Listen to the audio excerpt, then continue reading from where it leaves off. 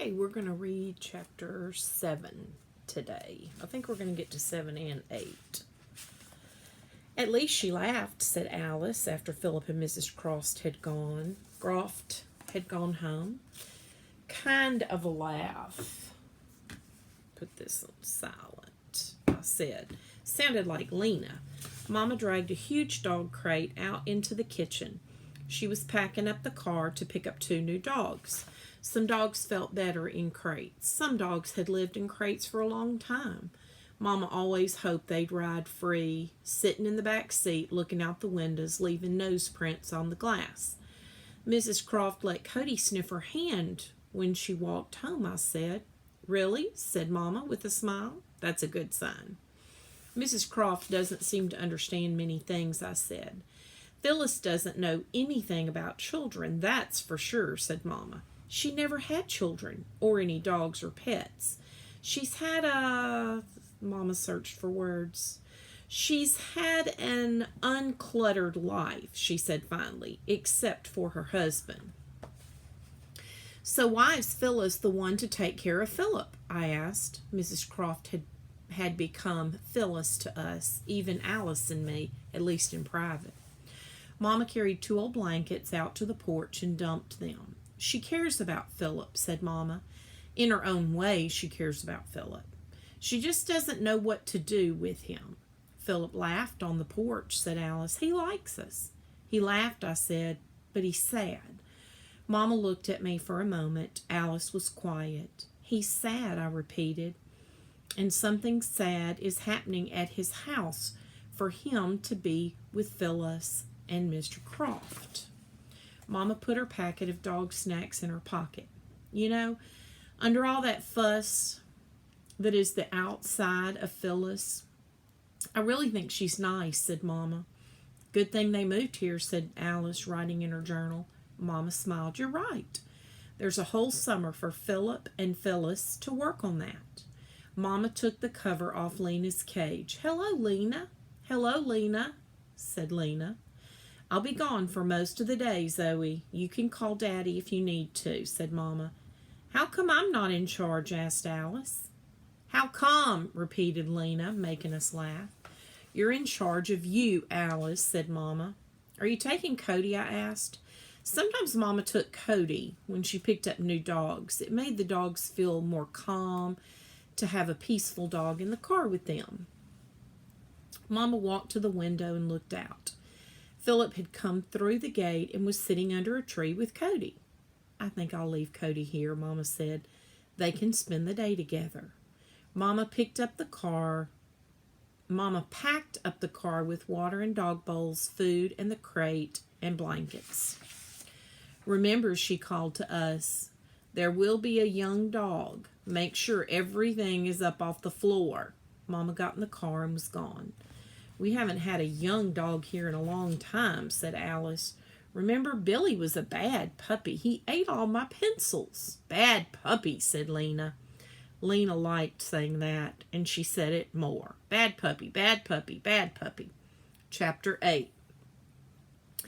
It was a warm summer day. Alice and I moved Lena's big cage out under the tree with Philip and Cody. There was a breeze, and some of Lena's feathers rippled with the wind. Lena slid up and down her perch and peered at the cows behind the fence. There were 4 of them today, 2 mothers and their half-grown calves, red-brown with white faces. They looked bright and newly washed. Lena made a sound like a squawk, a sound she'd never made before. She doesn't know what the cows are, said Alice softly. She has no words for them. Alice peered at Philip. Philip didn't say anything. Cows, Lena, those are cows, said Alice finally. Lena was silent. She squawked again and slid down her perch closer to Philip. Philip stared at her for a moment and then at me. A breeze came up again. Alice, would you go get the cookies in the kitchen and the glasses? I'll come in a minute and get the lemonade. Sure, be right back, said Alice. I watched her walk slowly up the hill. Philip still looked at me as if he knew I had something to say. I leaned over closer to Philip. Lena wants you to talk to her and you can talk to her in private, just like you talk to Cody. You don't have to talk to us, Philip. It's all right. I got up. It means a lot to Cody, I said. Cody lifted his head when he heard his name. It means a lot to Lena, too. Philip looked at Lena and then back at me. I'm going to get the lemonade, I said. I ran up the hill to catch up with Alice. I tapped her on the arm. Don't look back yet, I said to her. We didn't look back. Cows, said Lena loudly behind us. Cows, she said again, sounding happy with herself. Now Lena had a word for what she saw, and the word from the person she wanted to talk to. Alice and I turned and walked back toward the house. How did you know? Alice asked me. I shrugged my shoulders. Philip knows he doesn't have to talk to us. I knew if he talked to Cody, he could talk to Lena. Funny how Lena wanted Philip to talk, don't you think? Alice said. Lena likes talk, I said. It makes her nervous when Philip is silent. Behind Philip and Lena and Cody, the calves butted heads. Their mothers patiently moved aside and chewing green grass. We walked up to the porch steps. Philip will talk when he has something important to say, I suppose, said Alice, as if I had asked her the question, which I hadn't. I thought about it, though. Daddy came home with pizza for an early dinner, pepperoni for me, anchovies for Alice. Mama should be home soon, said Daddy, with your new siblings. You really like anchovies? I asked Alice. I do. I bet Cody likes them too. Cody will eat anything. You can't know, said Lena all of a sudden. She's talking more like us now, said Alice. That happens, said Daddy. She is living here, so she sounds like us. It turned out that Cody didn't like his anchovy. He dropped it on the floor, stared at it, and then rolled in it. You lost that bet, Daddy said. Cody stopped rolling and sat up, listening. He ran to the window. Mama, I said. Cody wagged his tail. He wagged at Mama getting out of the car with a big dog who looked like him and a younger spotted dog. They were both on leashes. We all went out, and Mama let the dogs loose in the yard. The big girl is Callie, said Mama. Jack is the smaller one. Quite a big puppy, said Daddy. Adolescent, said Mama. Probably a year old. One day he'll be a big dog like Callie and Cody. We knew from all the dogs who had come and gone to be quiet and let the dogs come to us. Cody went over to Mama to be petted. Callie leaned close to Mama. It's okay, Callie, said Mama. Cody and Callie sniffed each other. Cody wagged his tail. Jack rolled over on his back. Submissive, said Daddy. Jack's way of saying, yes, you're big and I'm not.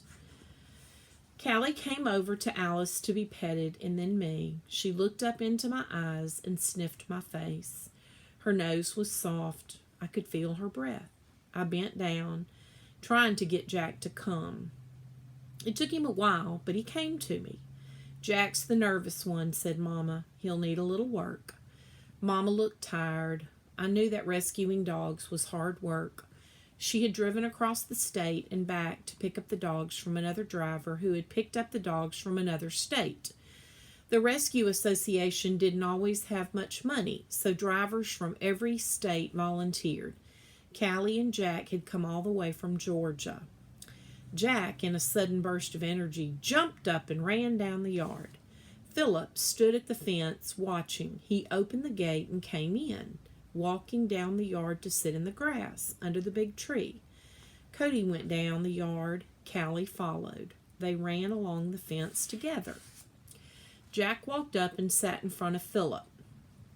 Philip didn't reach out and try to pet Jack. He just sat quietly. After a moment, Jack went to sit next to Philip. Still, Philip didn't touch Jack. Look at that, said Mama softly. What a pair. Philip and Jack sat quietly watching the cows move in the green grass of the meadow under a blue, cloudless sky. It is dark with only a slice of moon. Cody and Callie sleep together on the living room rug. They don't move when I get a drink of water and pad back to my bedroom. The house is quiet. Alice is sleeping. Mama and Daddy are sleeping. The cover is over Lena's cage. Callie and Jack will meet Lena tomorrow. When I pull back the covers on my bed, there is Jack, curled up on my sheets with the red poppies on them. You, I whisper. Jack lifts up his head as if to say, yeah, it's me. And then he turns over. And when I lie down next to him, all through the night, I feel the soft rise and fall of his breaths. And that's the end of that chapter.